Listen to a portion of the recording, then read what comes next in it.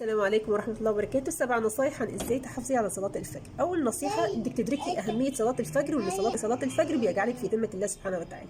تاني نصيحة ان انت تستعيني بالله سبحانه وتعالى على أداء صلاة الفجر، على أداء فريضة الفجر.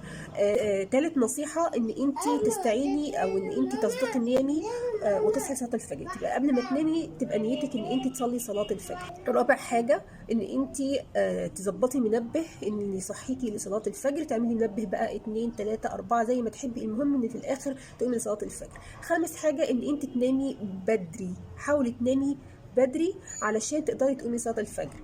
طيب، سادس حاجة ان انت تستعيني بالصحبة الصالحة، وان هما يعني زي مثلا بابا ماما اخواتك اي حد في البيت، المهم انه يحاول يصحيكي لصلاة الفجر. واخيرا واهم حاجة ان انت تقولي اذكارك ووردك اللي هو السابعني، يعني ان انت تقولي اذكار النوم، وان انت تقري كمان قرآن قبل النوم، ده بيبقى حاجة جميلة.